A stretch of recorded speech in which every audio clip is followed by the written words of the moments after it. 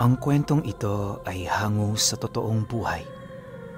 Karanasan ito ni Ambit. Taong 1977, Kadaruhan, Cebu.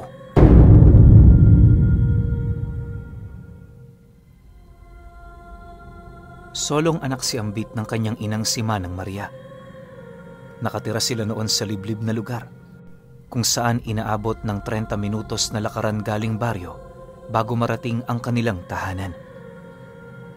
Silang mag-ina na lamang ang magkakasama sa buhay, yung kanyang ama kasi maaga pang namatay.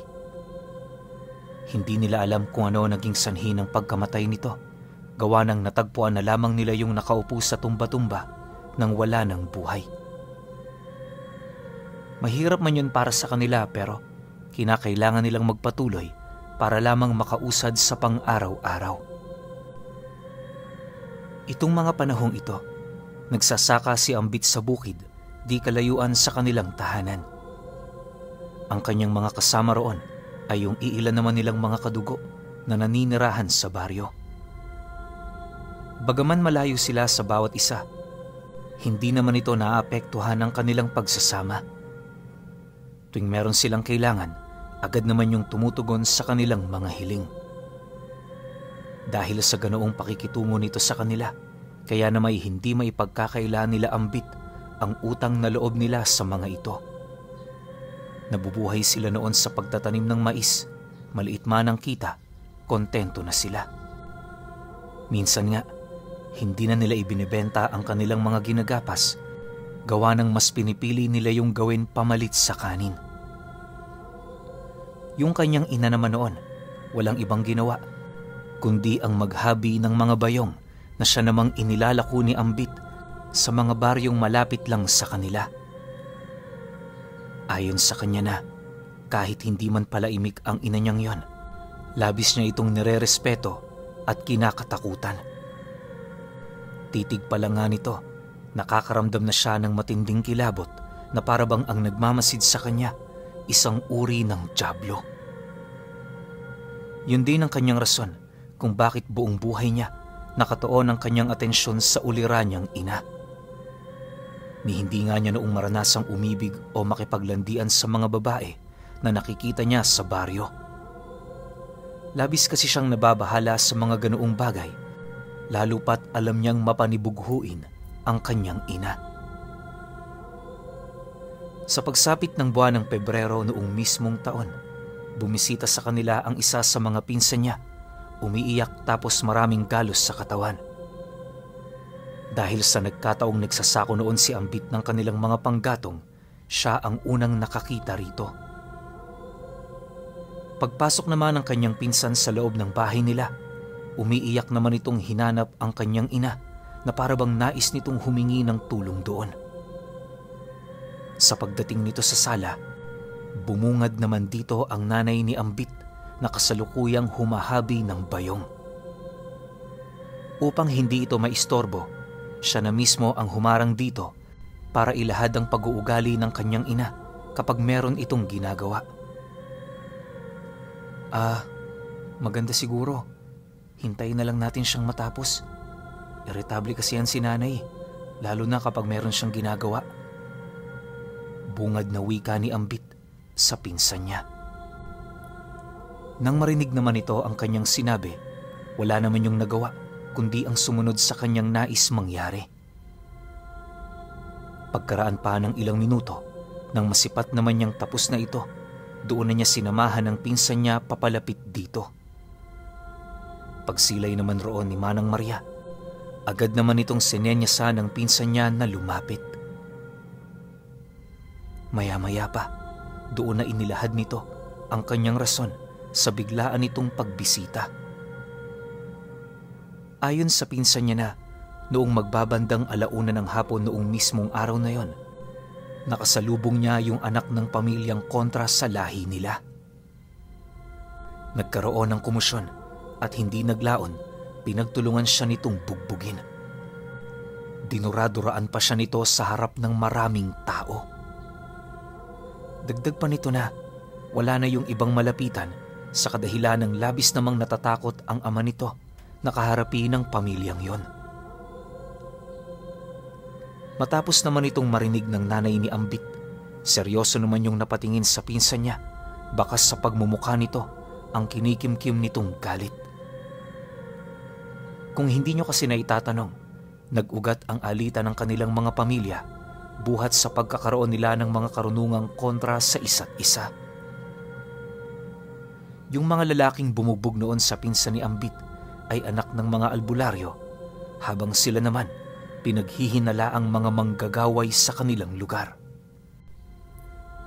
Isa yun sa mga dahilan kung bakit mas pinili nilang manirahan sa malayo magmula noong nasawi ang kanilang padre de pamilya. Mahirap man para sa kanilang ipagtabuyan ng kanilang mga kababaryo, hindi na yun mahalaga, lalo pat masaya naman sila kahit silang dalawa lang. Sa pagpapatuloy ng pag-uusap ng kanyang ina at ng pinsan niya, galit na galit naman itong inilahad ang tungkol sa hangarin nitong makapaghigante sa mga taong yon. Ayon sa kanyang ina, matagal na panahon na silang nanahimik ukol sa mga nangyari, pero dahil sa pangyayaring yon, hindi na siya makapapayag na abusuhin ang kahit sino sa kanila. Dagdag pa nito na, walang karapatan ng mga taong yon na sila'y saktan sa kadahilanang meron din silang mga damdamin. Hindi habang buhay kaya nilang palusutin sa kanilang mga puso ang lahat ng mga masasalimuot na pangyayari buhat sa pang-aapi. Matapos naman itong makapagsalita, inabisuhan ito ang kanyang pinsan na pansamantala munang manatili sa kanilang tahanan. Sa pagsapit ng 5:00 ng hapon, isinama nito si Ambit patungo sa baryo para makipag-usap sa mga magulang nito. Habang naglalakad sila noon sa sentro, pansin na pansin naman nila ang iilang mga taong panayang pagtitig sa kanila. Yung tipong parang dayuhan sila sa paningin ng mga ito kahit ilang dekada na rin sila roong naninirahan. Nang mapansin naman yun ni Ambit, napatingin naman siya sa kanyang ina habang mahinahong nagtatanong doon ng, "Nay, bakit ganyan sila kung makatingin sa atin? Meron ba tayo nagawang kasalanan sa kanila? Nay, ito ba ang dahilan kung bakit ayaw mong umalis ng bahay?" Nang marinig naman yon ng ina niya, napatingin lang naman yun sa kanya habang dahan-dahang ngumingiti. Maya-maya pa, masaya naman yung sumagot sa kanya ng, "Hayaan mo sila, anak. Ang importante, masaya tayo. Maglakad ka lang. Huwag mong pansinin ang mga nakikita mo." Sa pagdating naman nila sa bahay ng pinsan nila, doon bumungad sa kanila ang mga magulang nito na kanina pang naghahanap sa hindi pa nila umuuwing anak. Pagsilay naman ito kay Manang Maria, bigla naman yung natigilan sa kanilang ginagawa na para bang meron silang nakitang bisita na hindi nila inaasahan doong pumunta. Sa pagpasok naman nila Ambit sa loob ng tahanan nito, nanatili naman yung walang imik habang gulat naman sila nitong pinagmamasdan. Maya-maya pa, unti-unti na ring bumaba ang tensyon sa paligid na siya namang naging hudyat sa mga magulang ng pinsan niya para magtanong ukol sa kanilang pagpunta. Ayon sa lalaki, hindi sila makapaniwala na sa loob ng ilang taon, maglalakas loob si Manang Maria na bumaba ng baryo. Dagdag pa nito na ang pagbaba nito ay nangangahulugang meron yung taong pakay para lapatan ng sakit o hindi naman kaya'y bawian ng buhay. Habang nag-uusap silang dalawa, lahat ng nakaraan ng nanay niya, unti-unti niyang nalaman. Sa puntong yon, doon niya napagtanto, hindi yun pangkaraniwang tao. Pagsilay naman niya sa kinaroroonan ng nanay niya, nasipat naman niya yung nakatitig lang sa tsuhin niya, tahimik na nagmamasid. Makalipas pa ang ilang minuto, matapos ang kanilang pag-uusap, napabuntong hininga na lamang ito habang sumasagot dito ng, "Tama ka. Bumaba ko dahil meron akong pakay. Nabalitaan mo na ba ang nangyari sa anak mo? Umiiyak yung kaninang pumunta sa bahay ko. Humihingi ng tulong dahil sa binugbog siya ng 2 anak ni Sandro. Sa tingin mo ba, bilang tiyahin ng anak ninyo, maaatim kong makita siya sa ganoong kalagayan? Sa ating pamilya, sino pa ba ang may kakayahang maghigante maliban sa akin? Dahil sa sinabi ng nanay ni Ambit, wala namang nagawa ang mag-asawa kundi ang mapayuko. Matapos naman ang pag-uusap nila, agad namang tumayo ang nanay niya para magpaalam. Nang marinig naman niya ang sinabi nito, dali-dali naman niya yung sinundan hanggang sa hindi naglaon, narating na nila ang bahay ng albularyong yon. Habang pinagmamasdan naman ito ni Ambit, wala naman siyang kaide-ideya ukol sa mga susunod na mangyayari. Sa mga oras kasi na yon, hindi pa rin niya maipagkakaila na naguguluhan siya. Yung tipong pangkaraniwan pa ang buhay nila noong mga nagdaang araw, subalit nang humingi ng tulong ang pinsan niya, bigla na lamang bumaliktad ang sitwasyon nila. Ayaw naman niyang utusan o hilahin papalayo ang nanay niya, gawa ng alam niya kung anong magiging kahihinatnan nito. Maya-maya pa, may nasipat na silang isang matandang lalaki na lumabas, bitbit ang isang sundang, kalakip ang hasaan nito. Pagsilay naman ito sa kanyang ina, walang kaabog-abog naman sila nitong pinagmumumura habang mabilis na lumalapit sa kanilang kinaroroonan. Pagharap ng lalaking yon, bigla naman sila nitong inambahan ng sundang, subalit nakapagtatakang hindi man lang roon na bahala ang kanyang ina. Makalipas pa ang ilang minuto, inilahad naman ni Manang Maria, hindi siya bumisita sa lugar para sa lalaking yon. Pumunta siya para kausapin ang kapatid nito ukol sa ginawang pambubugbog ng anak nito sa kanyang 2 pamangkin. Dagdag pa ng kanyang ina na kung hindi sila nito kahaharapin noong mismong hapon na yon, pasensyahan na lang. Nang marinig naman ng lalaki ang sinabi nito, nagmamadali naman yung bumalik para tawagin ang kapatid nitong walang kaide-ideya sa kanilang pagpunta. Maya-maya pa, paglabas naman ito kasama ang lalaking unang kumaharap sa kanila, bakas naman sa pagmumukha nito ang galit at matinding pagkairita. O Maria, ba't napadalaw ka? Hindi ba kabilin-bilinan ko sa'yo noon pa? Huwag ka nang babalik rito. Mukha yatang hindi ka na marunong madala. Bungad na wika ni Sandro sa nanay niya. Nang marinig naman ni Manang Maria ang sinabi nito, ngumisi lang naman yon habang sumasagot doon ng, "Huwag mo kong takutin, Sandro. Matagal na akong nabuhay sa ganyan. Anong akala mo? Habang buhay na lang akong mahina at walang magagawa? Sinimulan mo na namang gambalain ang pananahimik ko. Pagsisisihan mo ang ginawa mong ito." Matapos makapagsalita ng kanyang ina, agad siya nitong hinawakan sabay talikod sa 2 yon. Hindi naglaon nang medyo makalayo na sila sa bahay ng albularyo, bakas naman sa pagmumukha ng nanay niya ang matinding galit. Sa paglalim pa ng gabi, habang nakaupo silang 2 sa labas ng bahay nila, inabisuhan naman siya nitong kunin ang langis na naroon sa silid nito na siya namang dali-dali niyang ginawa. Pagbalik naman niya sa kinaroroonan ng nanay niya, nasipat naman niya yung nakaluhod sa lupa habang nakatingala ang ulo nito sa napakalawak na kalangitan. Pagpansin naman nito na naroon na siya, inabisuhan naman siya nitong ibuhos ang kabuuan ng langis sa mismong katawan nito. Nang marinig naman yon ni Ambit, agad naman niya yung ginawa, alinsunod sa nais nitong mangyari. Akala niya kung anong ritual lang ang gagawin nito, pero maya-maya pa, doon na niya napansin ang mabilis nitong pagpapalit ng anyo. Sa isang iglap, bumungad sa kanya ang isang nilalang na doble sa kanyang tangkad na merong napakalapad na mga pakpak. Habang kumukumpas ang mga pakpak nito papaitaas, doon naman niya nasilayan ang dahan-dahang paghati ng katawan nito.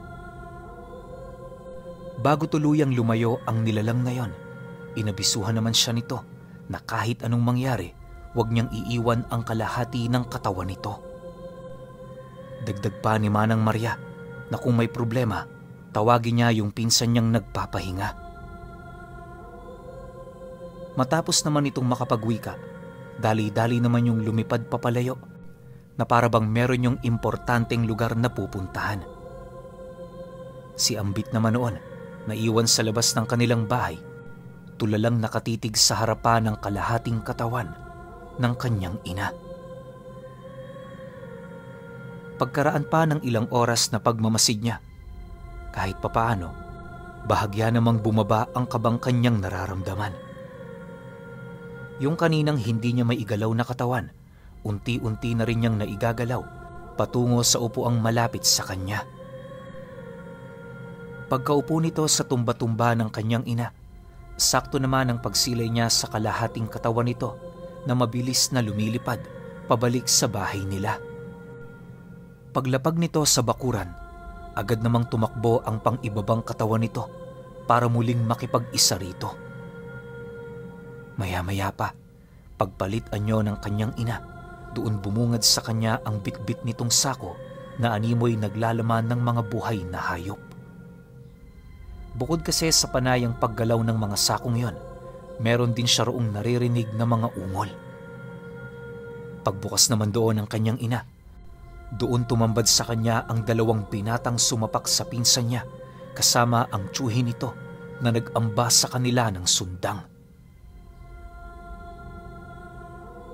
Ayon sa kanyang ina, iisa-isahin niya ang pamilyang yon hanggang sa wala na roong matira.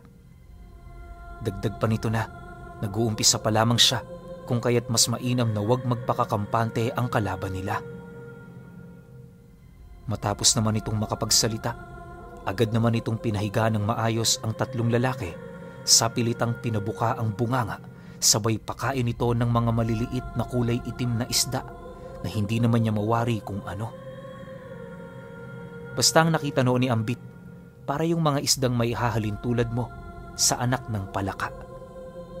At sa maniwala man kayo o hindi, kinuha ni Manang Maria ang mga isdang yon sa butas na naroon sa ilalim ng hita niya. Matapos naman niyang maipasok ang mga ito sa katawan ng tatlo, doon na yon nag-umpisang mangisay hanggang sa hindi naglaon, sa pilitang lumabas sa mga butas nito ang halos galong-galong dugo. 3 minuto lamang noon ang lumipas, napansin niyang wala ng buhay ang tatlo. Hindi pa raw nakontento ang kanyang ina, pinagtatagapan nito ang mga katawan ng mga taong yon hanggang sa magkapira-piraso na ito. Maya-maya pa, bigla naman niya yung ikinalat sa bakuran nila na siyang naging sanhi upang mabilis naman yung pagkumpulan ng napakaraming mga sigbin na kanina pa palang naghihintay sa kanilang mga pagkain. Sa pagbalik ng katahimikan sa kanilang tahanan, mahinahon naman siyang nilapitan ng kanyang ina para abisuhan ukol sa mga gagawin nila sa mga susunod na araw. Ayon dito, yun pa lamang ang simula ng kanyang gagawin, kaya mas mainam na wag muna siyang tutungo sa baryo.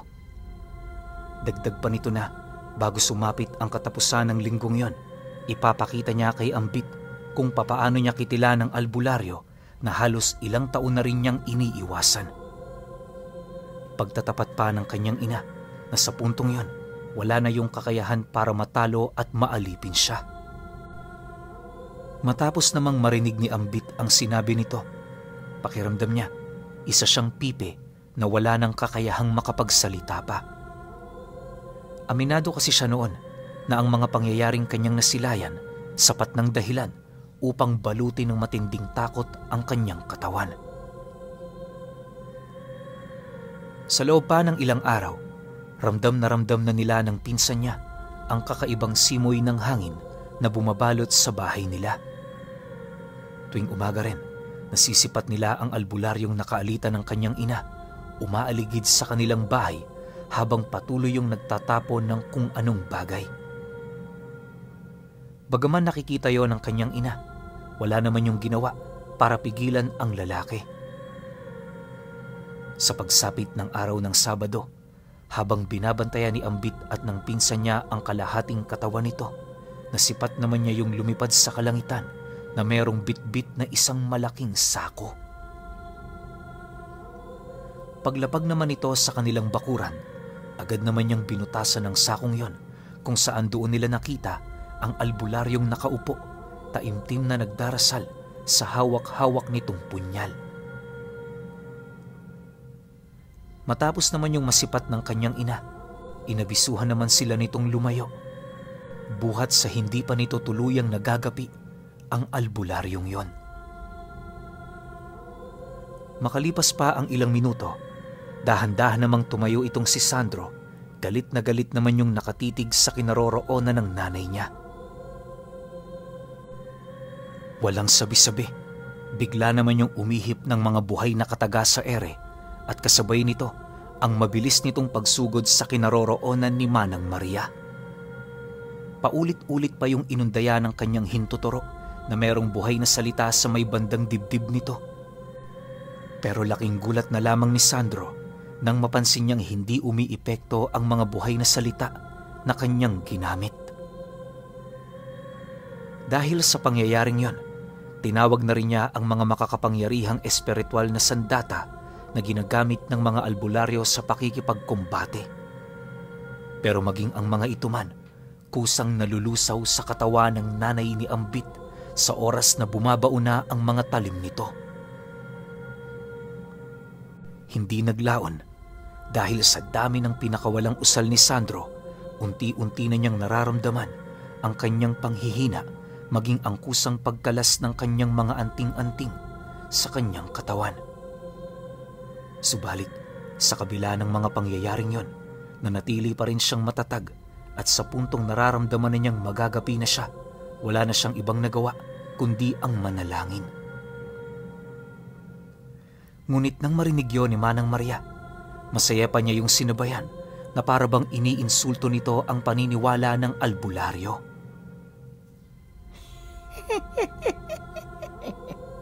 Sinasabi ko sa iyo, Sandro, wala kang panama sa akin. Kung noon na itaboy mo ko, ngayon ibahin mo ko. Hindi ko na dapat pang sabihin sa iyo kung bakit ko nagawang maisakatuparan ito. Alam kong alam mo ang sagot sa mga tanong mo. Wika ni Manang Maria. Nang marinig naman ito ng albularyo, naghihirap naman yung sumagot sa kanya ng, "Nakakaawa ka, Maria. Ibinenta mo ang kaluluwa mo para mangibabaw sa mundong ito. Humanda ka. Buhay ka pa. Nakahanda na ang parusa mo sa kaila-ilaliman ng impyerno."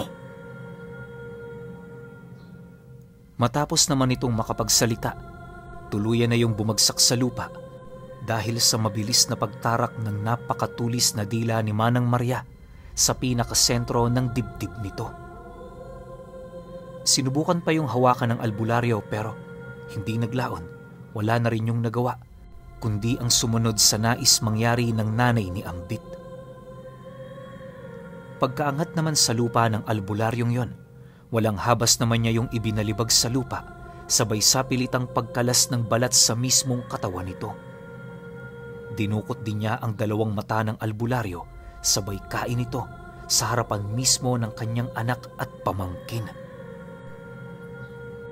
Nang mapaslang na ng nanay niya ang albularyong yon, dali-dali naman yung nagpalit anyo, subalit pagbalik nito sa pangkaraniwan nitong wangis, laking gulat na lamang nila nang mapansin nilang kakaiba na ang itsura nito. Ayon sa nanay niya, epekto yon ng pagsasangla ng kanyang kaluluwa, kaya na hanggat may wisyo pa siya, mas mainam na umalis na si Ambit sa tahanan nila. Mariinding inilahad nito sa kanya na sa mga sandaling yon, ituring na rin niya yung patay na. Nang marinig naman ni Ambit ang sinabi nito, panay naman ang kanyang pag-iyak habang pilit siyang inilalayo ng pinsan niya sa lugar na yon. Sa paglipas ng mga araw, paulit-ulit pa siyang bumabalik sa bahay na kanyang pinagmulan pero wala na siya roong nadatnan. Hindi naman siya roon nakakalapit dahil sa dami ng asong nagbabantay dito. Taon pa ang lumipas, gumuho ang bahay na yon. Si Manang Maria, hindi na rin nila nakita. Sabi-sabi ng mga taong naninirahan sa kanilang lugar, tumakas ito patungong gubat dahil sa pagiging aswang nito. Ayon pa sa iilang mga mangangahoy, may mga pagkakataong nakakasilay sila ng matandang babae sa kakahuyan na bigla-bigla na lamang lumilitaw, humihingi ng pagkain tapos maiinom. Siyempre, dahil sa anak itong si Ambit, sinubukan niyang sumama rito para hanapin ang sinabi nitong matanda. Pero hindi na rin nila yon naramdaman pa. Hanggang sa pagtanda niya at pagkakaroon ng sariling pamilya, hindi niya sinukuan ang kanyang ina, subalit dumating sa puntong napagtanto niya, tama na ang kanyang sakripisyo.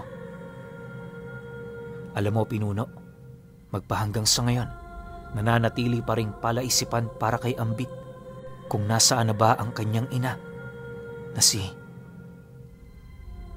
Manang Maria.